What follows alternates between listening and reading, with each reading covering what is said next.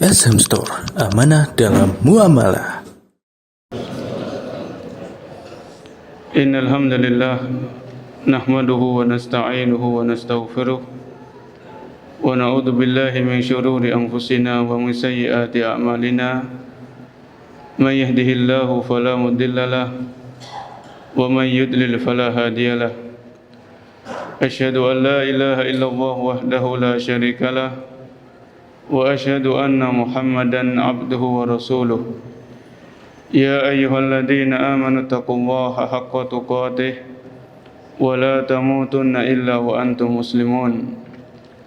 Ya ayyuhan nasu taqu rabbakumul ladzi khalaqakum min nafsin wahidah wa khalaqa minha zawjaha wa batha minhuma rijalan katsiran wa nisaa'a wattaqullaha alladzi tasaaluna bihi wal arham innallaha kana 'alaikum raqiba. Ya ayyuhalladzina amanu taqullaha wa qulu qawlan sadida yuslih lakum a'malakum wa yaghfir lakum dhunubakum wa may yuti'illaha wa rasulahu faqad faza fawzan 'azima. Amma ba'd, fa inna asdaqal hadithi kitabullah wa khairul huda hudan nabiyyi sallallahu alaihi wasallam wa syarrul umuri muhdatsatuha wa kullu muhdatsatin bid'ah wa kullu bid'atin dhalalah wa kullu dhalalatin finnar.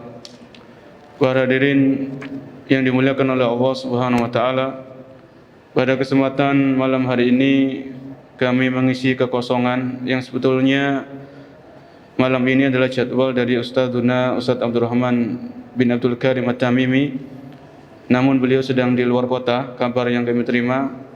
Maka pada kesempatan malam hari ini kita akan membahas salah satu hadis di antara hadis-hadis Nabi sallallahu alaihi wasallam yang ada di dalam kitab Bahjatu Qulubil Abrar wa Qurratu Uyunil Akhyar fi Syarhi Jawami'il Akhbar, atau dalam bahasa Indonesianya mendulang faedah dari kalimat nubuwah. Kitab ini ditulis oleh Syekh Abdurrahman bin Nasir As-Sa'di rahimahullahu taala. Pada kesempatan malam hari ini kita akan membahas hadis yang ke-18 dari buku ini, Al-Hadisus Samina Asyar, yaitu hadis ini tentang diharamkannya berbuat kezaliman. Hadis ini atau hadis yang akan kita bahas adalah hadis yang berisi tentang haramnya berbuat kezaliman.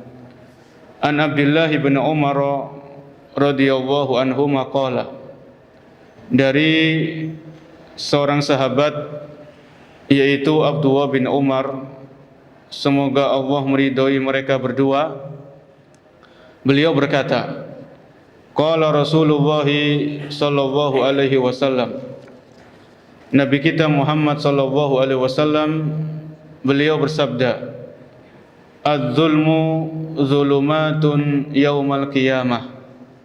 Az-zulmu zulumatun yaumal qiyamah, yang artinya kezaliman merupakan kegelapan di hari kiamat. Muttafaqun alaihi. Hadis ini diriwayatkan oleh Al-Imam Bukhari dan Imam Muslim. Kalau kita perhatikan para hadirin yang dimuliakan oleh Allah, maka hadis ini adalah hadis yang sangat-sangat singkat, hadis yang pendek. Ketika Nabi SAW mengabarkan, beliau bersabda, az-zulmu dhulumatun yaumal qiyamah. Kezaliman mengakibatkan kegelapan di hari kiamat. Di sini Syekh As-Sa'di beliau mengatakan, hadal hadisu fihi tahdhiru minadz-zulmi wal hassi ala diddihi. Di dalam hadis ini terdapat faedah, yaitu ancaman dari berbuat zalim, wal hasu ala diddihi, dan ketika hadis ini terdapat ancaman bagi seorang muslim atau seorang muslimah dari berbuat kezaliman, maka hadis ini juga memberikan faedah, yaitu hendaknya seseorang itu berbuat adil, karena lawan dari kezaliman adalah keadilan. Kemudian muncul pertanyaan, apa yang dimaksud kezaliman? Ya, sehingga Nabi SAW menyebutkan akibat atau dampak dari kezaliman itu adalah kegelapan di hari kiamat. Maka di antara ahli ilmu mengatakan az-zulmu wat'u syai'i fi ghairi maudi'ihi. Kezaliman yaitu seseorang meletakkan sesuatu bukan pada tempatnya. Kezaliman adalah seseorang meletakkan sesuatu bukan pada tempatnya. Ini adalah kezaliman. Sedangkan keadilan, lawan dari zalim adalah menempatkan sesuatu tepat pada tempatnya. Itu tadi makna dari kezaliman. Kemudian Syekh As-Sa'di mengatakan wasyari'atu kulluha adlun amiratun bil adli nahiyatun anidz zulmi. Syariat Islam seluruhnya dari awal sampai akhir itu mengajarkan keadilan dan memerintahkan kepada keadilan. Dan syariat Islam melarang dari kezaliman. Di antaranya Allah Subhanahu wa taala berfirman dalam surat Al-A'raf ayat ke-29, "Qul amara rabbi bil qist." Qul amara rabbi bil qisti. Katakan, sesungguhnya Tuhanku yaitu Allah Subhanahu wa taala memerintahkan kepadaku dengan keadilan, untuk berbuat adil. Ya. Kemudian di dalam surat An-Nahl ayat 90 Allah berfirman, "Innallaha ya'muru bil adl." Sesungguhnya Allah Subhanahu wa taala memerintahkan kepada keadilan. Ya. Ini dan ayat-ayat yang lain yang sangat banyak yang di situ Allah Subhanahu wa taala memerintahkan, menyuruh kepada seorang muslim dan muslimah agar berbuat adil. Kemudian para hadirin yang dimuliakan oleh Allah Subhanahu wa taala, kezaliman itu ada beberapa macam. Kezaliman itu ada beberapa bentuk. Di antaranya yang pertama adalah kezaliman yang paling agung. Kezaliman yang apabila pelakunya ini mati dan dia tidak bertobat, maka dia tidak diampuni oleh Allah Subhanahu wa taala. Ini kezaliman yang paling agung. Dan disebutkan oleh beliau yaitu Syekh As-Sa'di dalam buku beliau ini, wadzulmu anwa'. Zalim itu beberapa macam. Ya, nau'un la yaghfiruhullah. Ada kezaliman yang tidak diampuni oleh Allah Subhanahu wa taala, yaitu kezaliman berupa kesyirikan. Kezaliman yang jelas-jelas tidak diampuni oleh Allah kalau pelakunya ini tidak mau tobat. Kemudian pelakunya meninggal dalam keadaan berbuat syirik dan dia tahu itu syirik. Maka orang-orang yang seperti ini adalah berbuat zalim yang paling besar.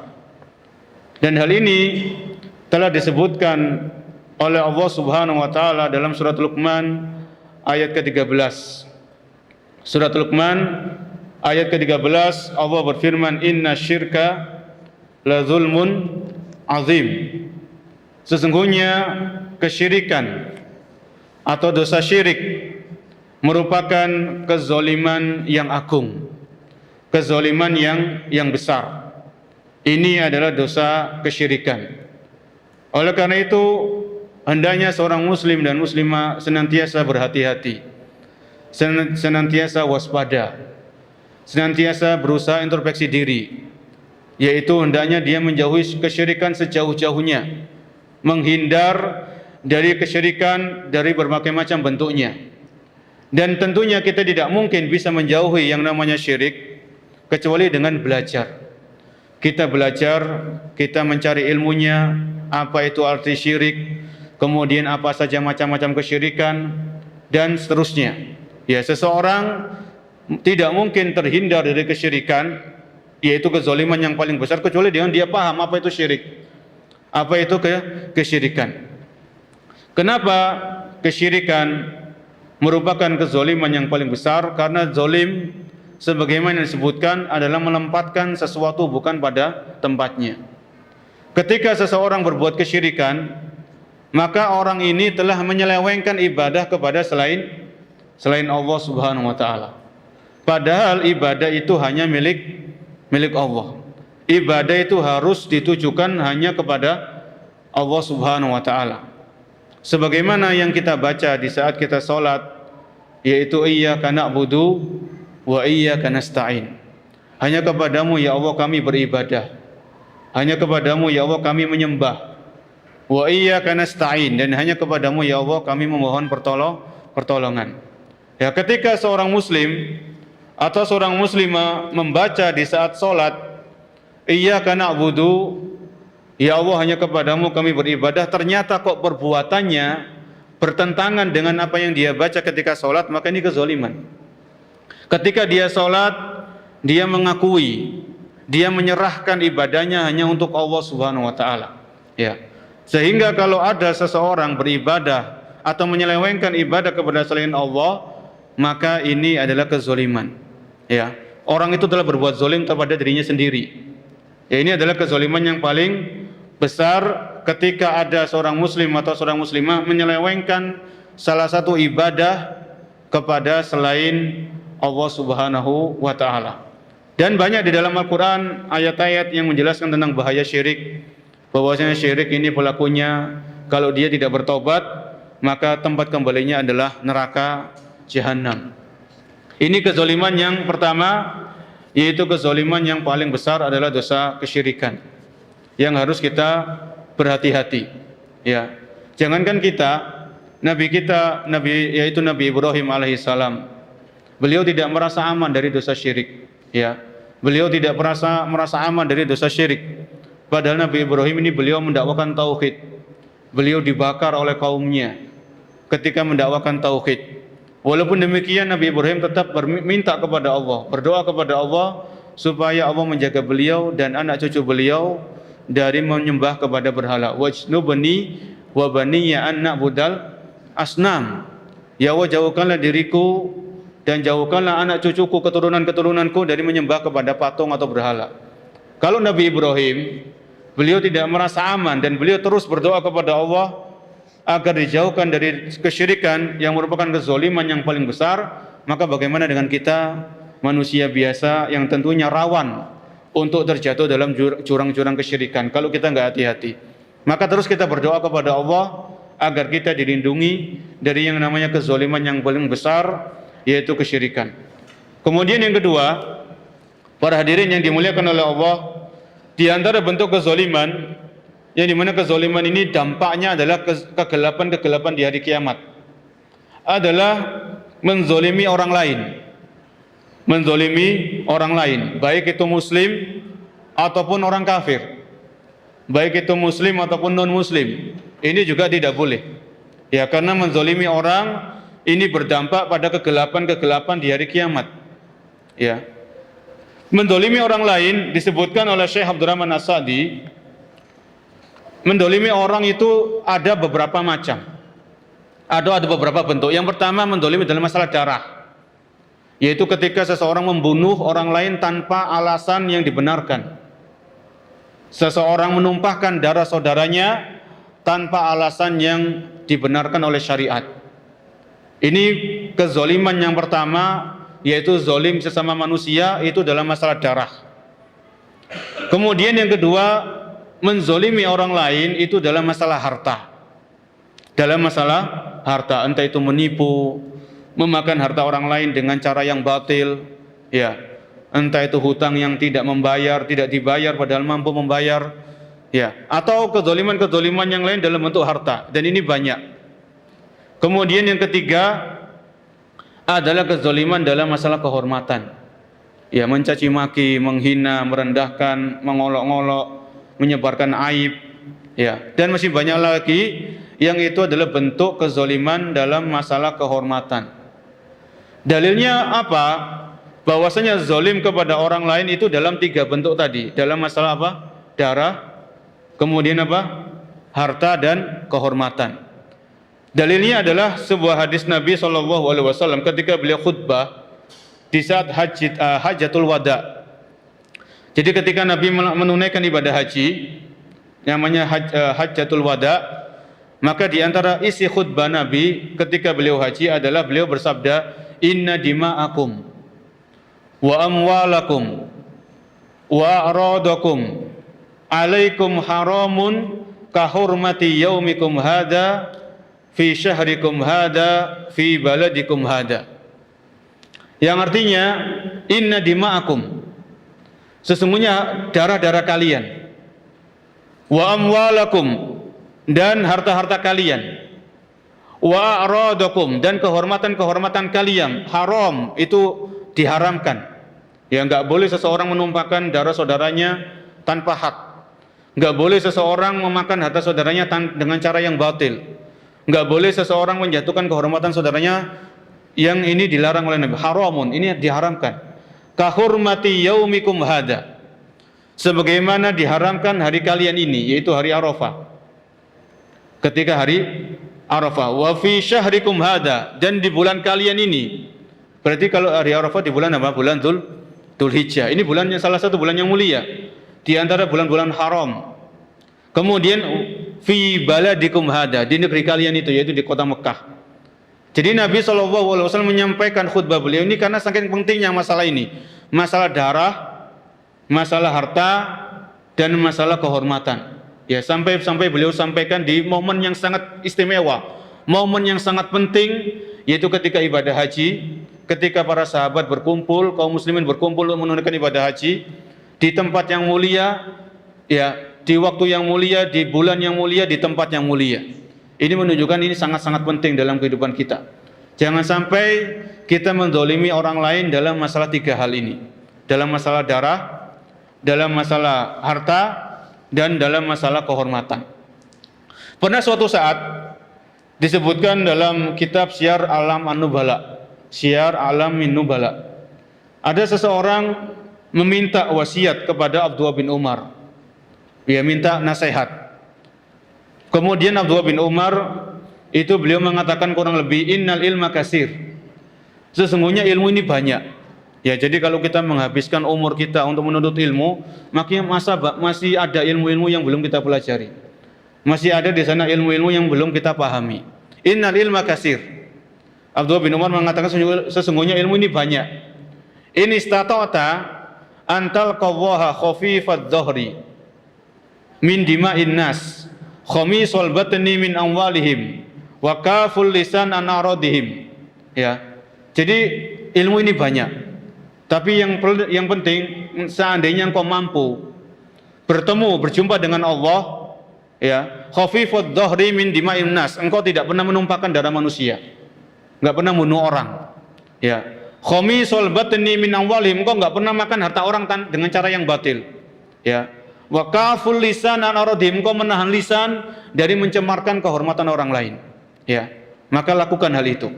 Ya, jadi ada wasiat-wasiat beliau. Di antaranya dalam wasiat ini, Abdullah bin Umar memberikan nasihat, kalau bisa engkau berjumpa dengan Allah, yaitu engkau tidak membawa kezoliman, baik itu dalam masalah darah, atau dalam masalah harta, atau dalam masalah kehormatan.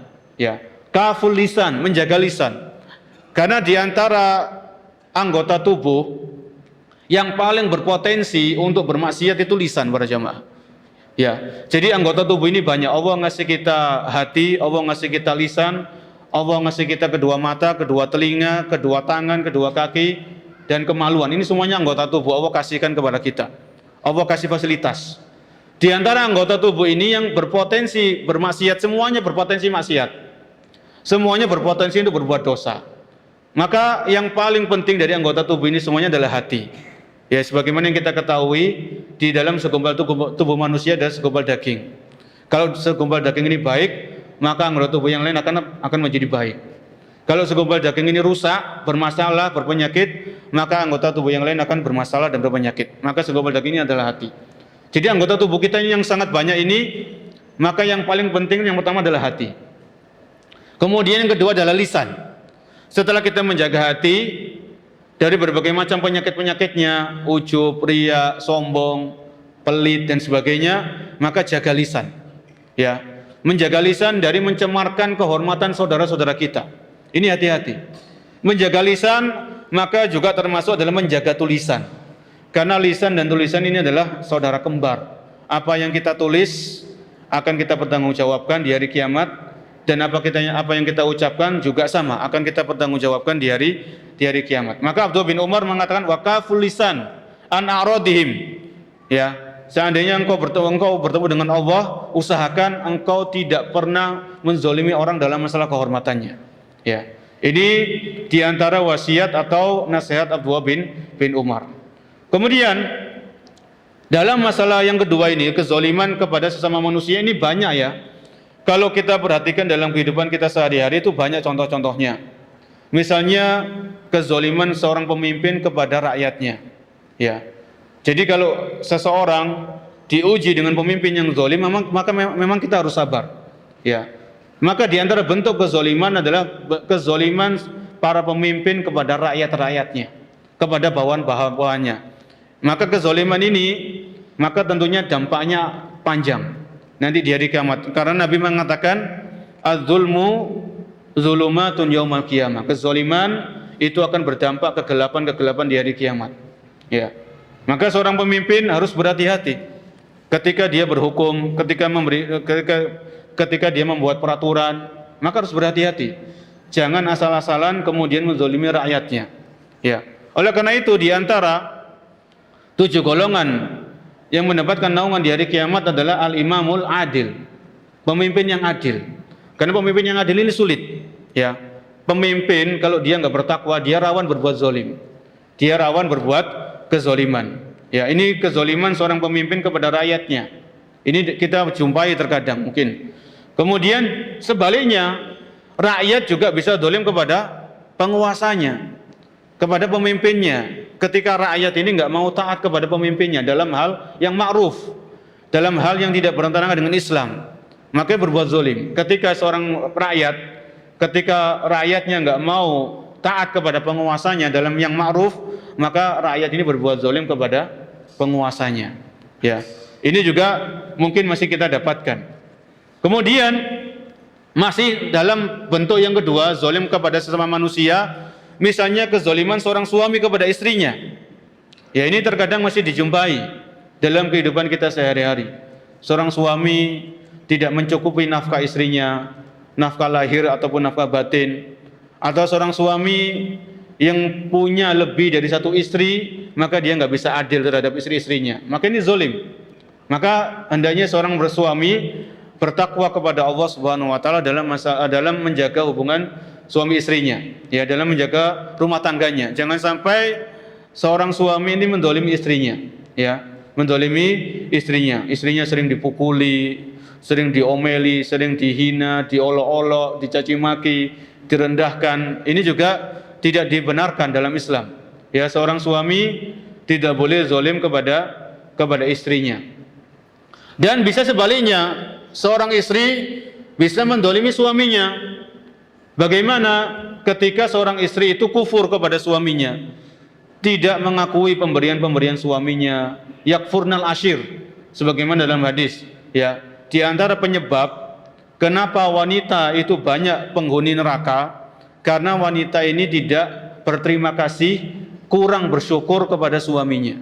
Suaminya sudah berusaha mencari rezeki yang halal, ya, kemudian dia dikasih rezeki oleh Allah sekian. Mungkin istrinya kurang menerima, kurang qanaah, menuntut yang berlebihan. Akhirnya dia mengingkari kebaikan-kebaikan suaminya. Maka ini kezaliman. Kezaliman dari seorang istri terhadap suaminya. Ya. Kemudian seorang istri tidak menjaga anak-anaknya, tidak mendidik anak-anaknya. Karena biasanya suami ini sibuk di luar. Seorang suami itu dia sibuk cari nafkah. Mungkin waktu sama keluarga itu terbatas. Maka ketika seorang istri tidak bisa menjaga anak-anaknya, mendidik anak-anaknya, maka bisa jadi ini bentuk kezaliman kepada suaminya, ya, yang harus diperhatikan bagi seorang istri. Kemudian juga bentuk kezaliman sesama manusia adalah kezaliman orang tua kepada anak, ya, kezaliman orang tua kepada anak. Ini juga terkadang mungkin masih kita dapatkan. Di antaranya apa? Kezaliman orang tua kepada anak ketika orang tua ini tidak adil dalam memberikan hadiah. Misalnya orang tua punya 5 anak, anak-anaknya sudah pada dewasa, sudah gede-gede, bahkan mungkin sudah rumah tangga. Maka orang tua itu kalau ngasih hadiah itu harus adil. Kalau anak yang bungsu, biasanya yang disayang sama orang tua itu kan anak bungsu, ya, anak terakhir itu sayang, melebihi kakak-kakaknya. Dalam masalah pemberian, dalam masalah hadiah ini harus adil. Ya, jangan sampai orang tua itu berbuat zalim kepada anak-anaknya, yaitu dengan tidak memberikan hadiah kepada anak-anaknya yang sama. Kalau anak bungsu dikasih tanah sekian luasnya, maka kakak-kakaknya juga harus dikasih tanah yang sama luasnya. Ini keadilan, ya. Sehingga anaknya itu tidak ada yang merasa terzolimi. Loh, ini orang tua kita kok nggak adil sama kita. Si bungsu dikasih sekian, kita nggak dikasih apa-apa. Ya, ini kalau orang tua itu nggak adil kepada anak-anaknya, otomatis nanti anak-anaknya itu dikhawatirkan nggak berbakti sama orang tuanya.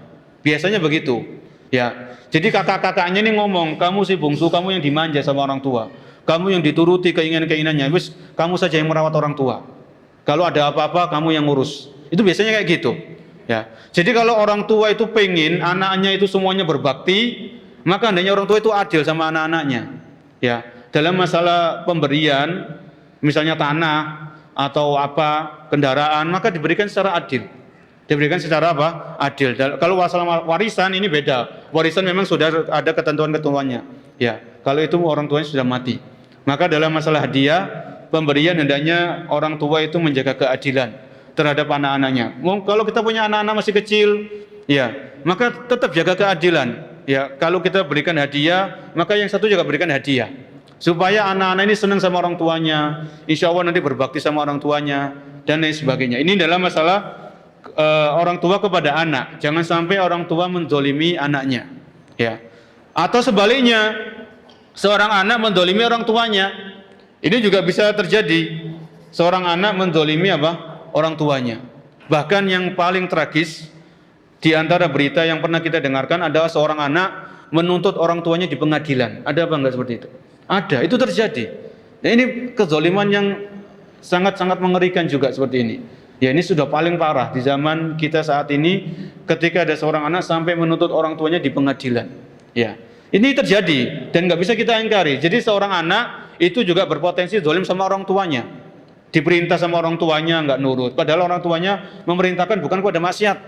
Ya, selama orang tua memerintahkan bukan kepada maksiat, maka kita wajib taat kepada orang tua ini. Ya, kalau kita nggak taat kepada orang tua, maka kita zalim kepada orang tua kita. Ya, ini harus kita perhatikan.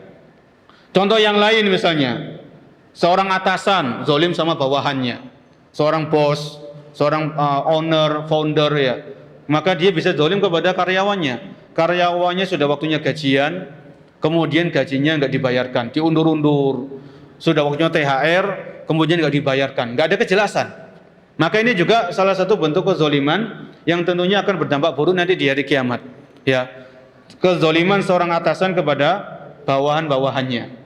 Atau juga sebaliknya, bawahan zalim kepada atasannya ketika dia kerjanya nggak benar, melalaikan amanah, ya, datangnya telat, pulangnya duluan. Ini kan zalim kepada atasannya juga seperti ini.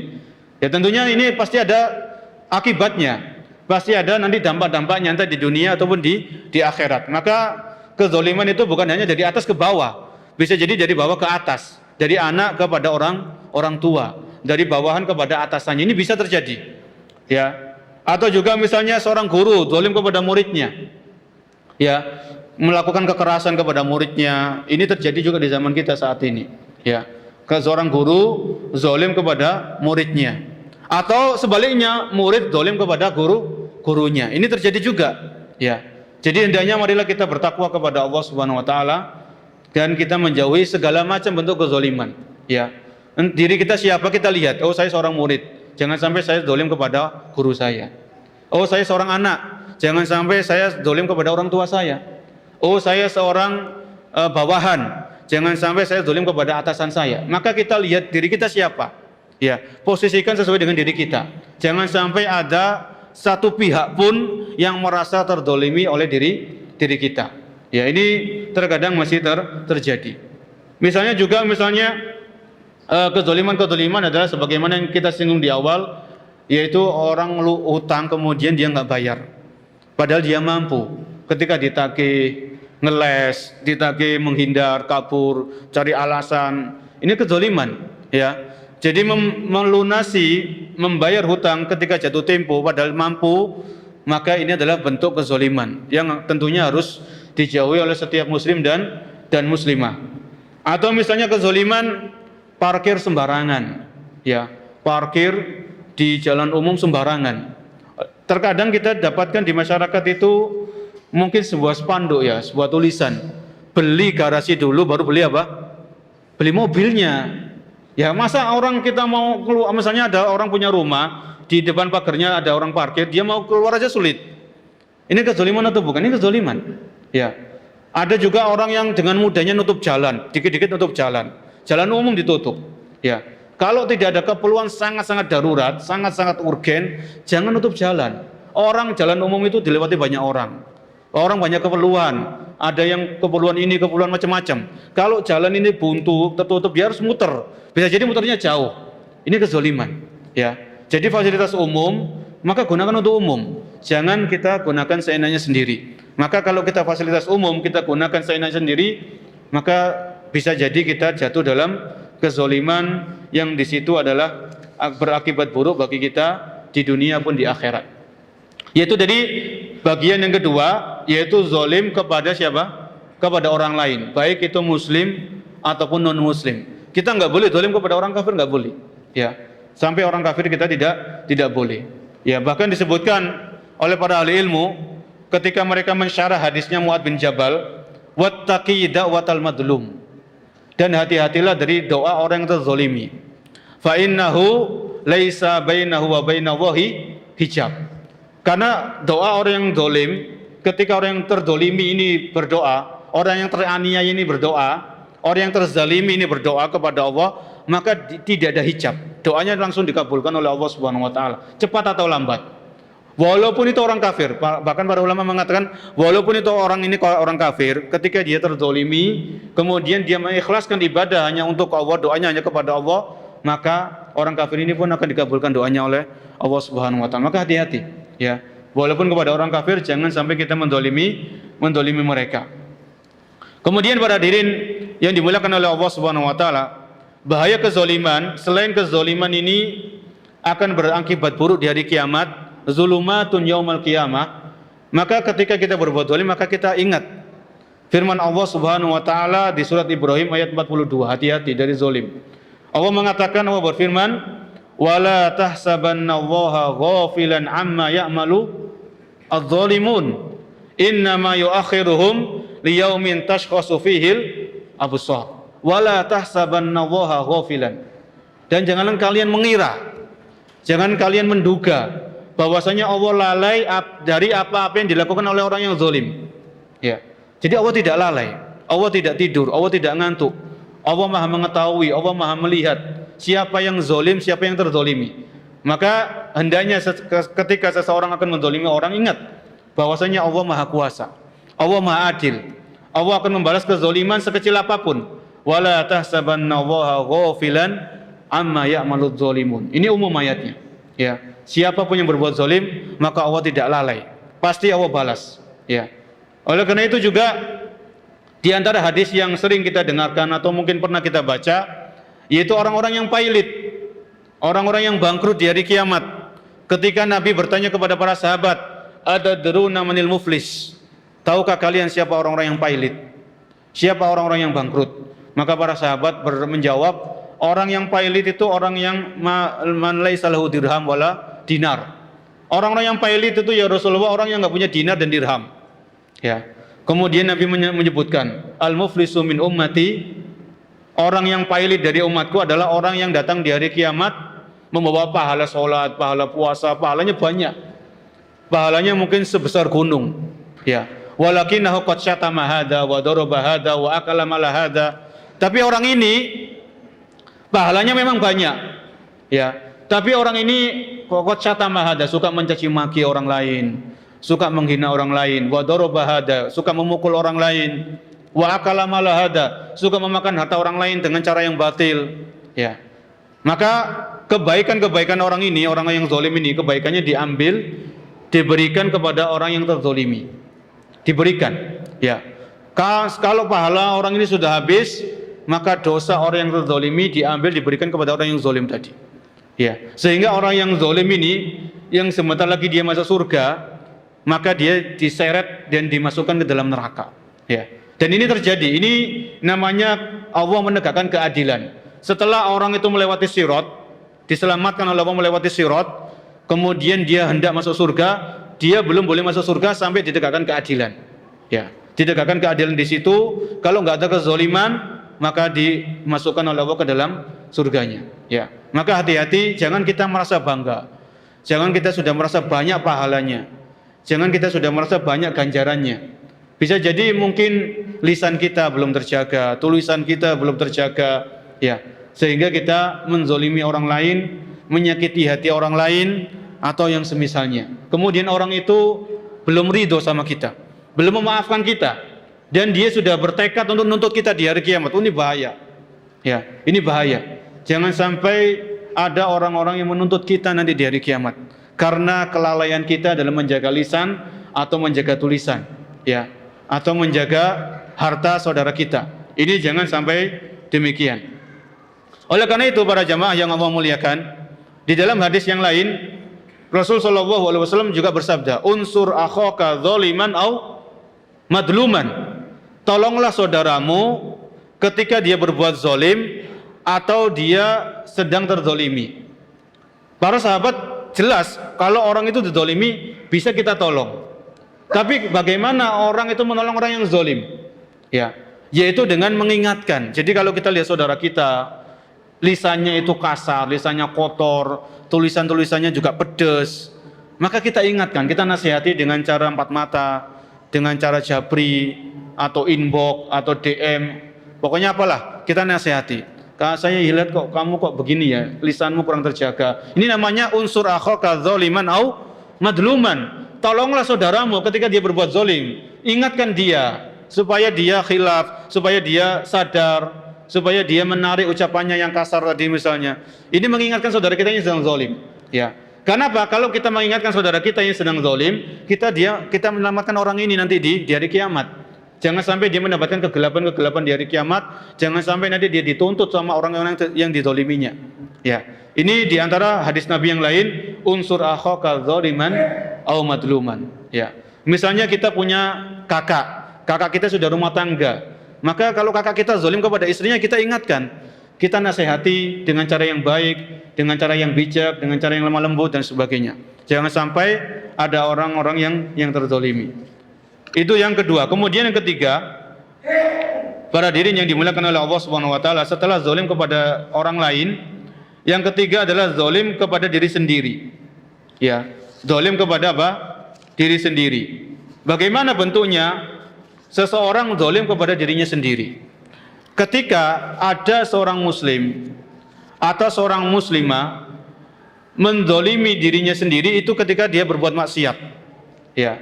Jadi perbuatan maksiat, perbuatan dosa yang dilakukan seorang muslim dan muslimah itu sejatinya orang itu telah menzalimi dirinya sendiri. Ya. Pernah kita mendengar atau membaca kisah tentang Nabi Adam alaihissalam. Nabi Adam itu dilarang oleh Allah dari apa? Memakan buah terlarang, memakan buah dari pohon terlarang yang ada di mana? Di surga. Kemudian Nabi Adam ini dibujuk sama syaitan, dirayu, ya, dikelabui, pokoknya ditipu sama syaitan ini. Kemudian Nabi Adam pun beliau melarang dari buah dari pohon terlarang. Setelah itu apa? Nabi Adam beliau bertobat.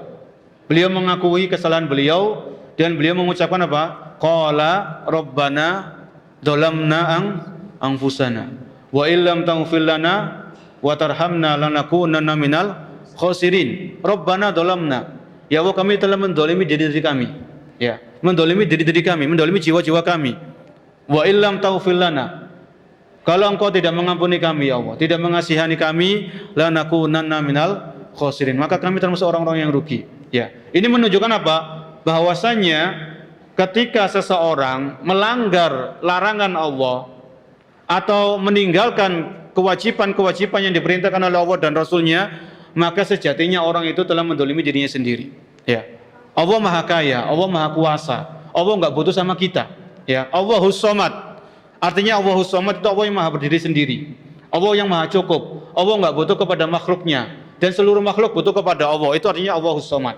Ya, jadi ketika seseorang itu bermaksiat, berbuat dosa, memakan harta riba, berzina, minum minuman keras, durhaka sama orang tua, itu sejatinya orang tersebut mendolimi dirinya sendiri.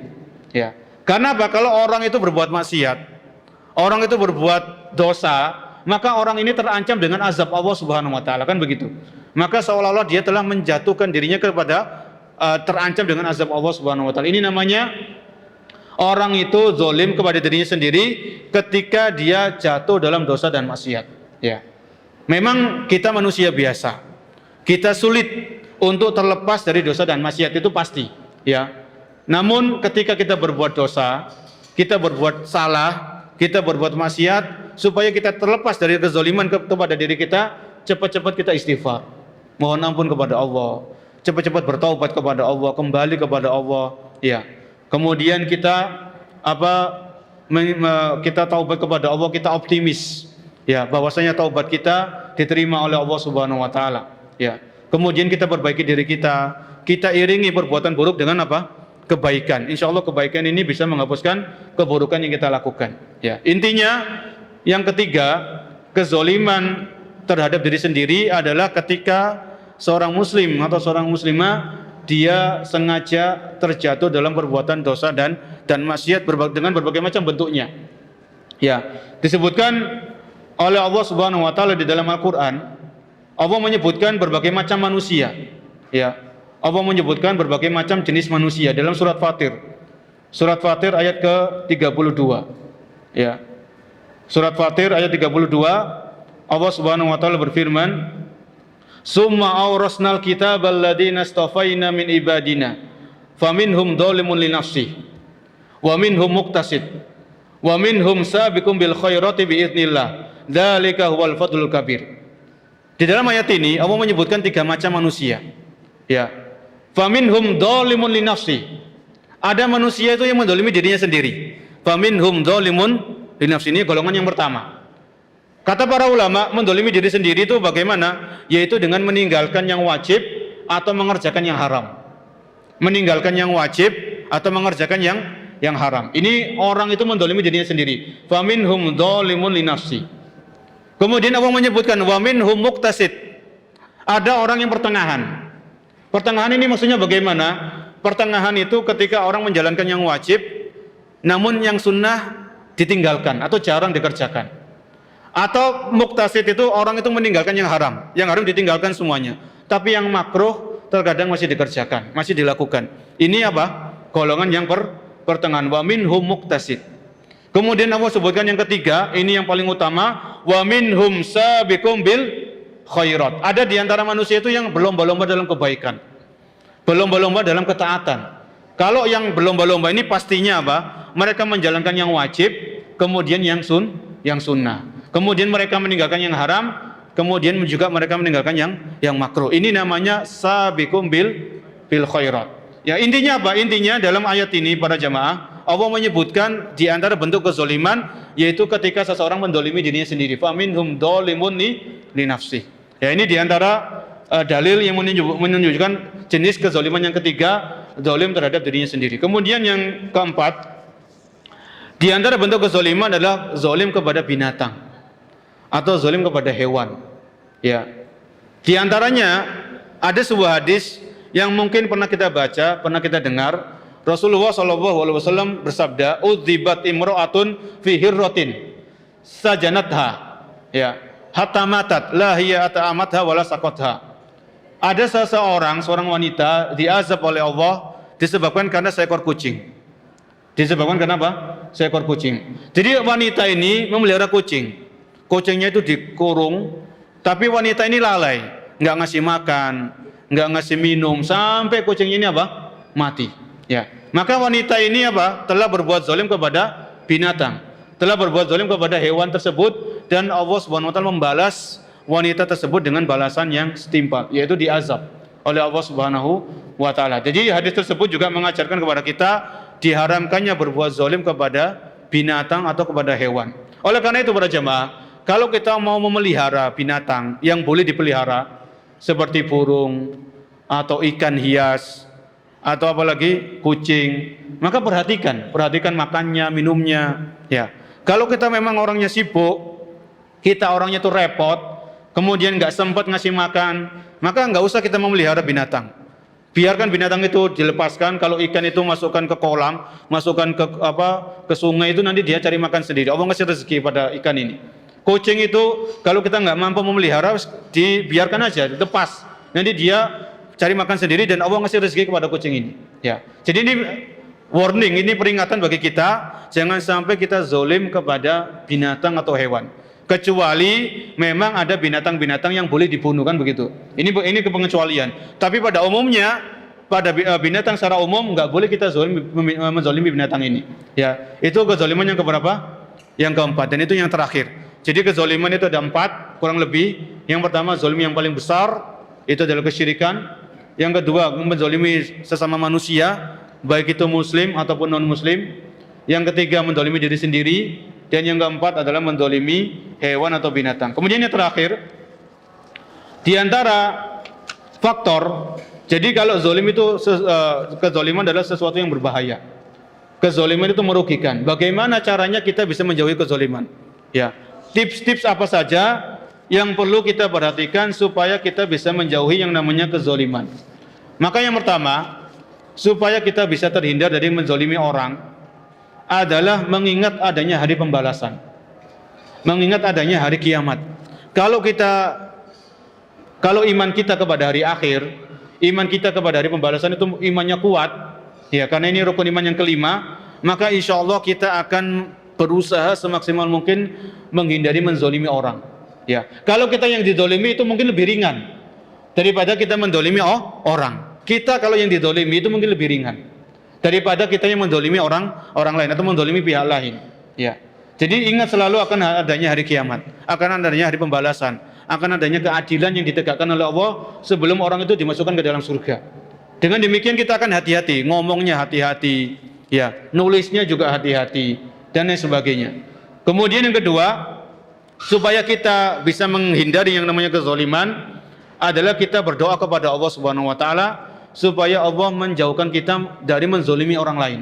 Di antara doa yang diajarkan oleh Nabi SAW, yang dimana doa ini dibaca ketika keluar rumah.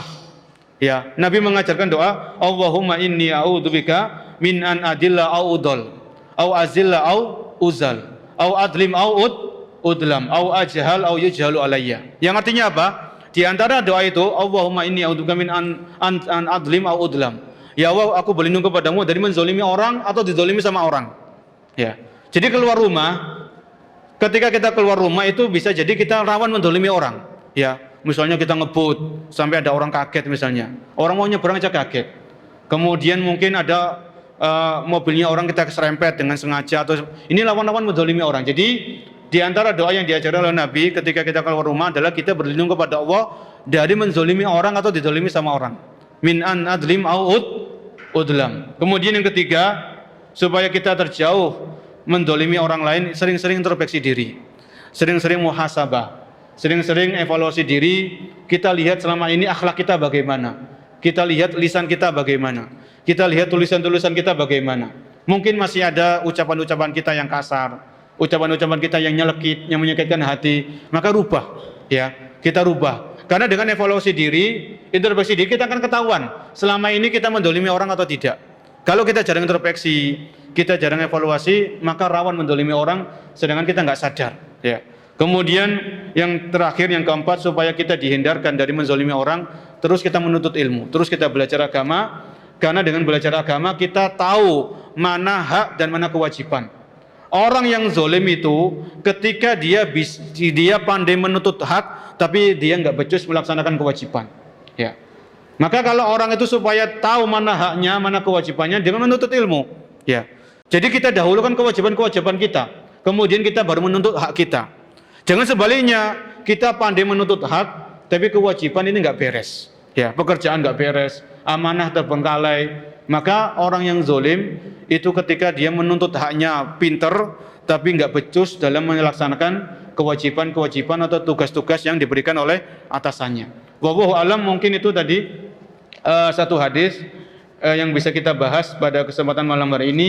Yang intinya marilah kita berusaha menghindari dan menjauhi sejauh-jauhnya yang namanya kezaliman dengan berbagai macam bentuknya.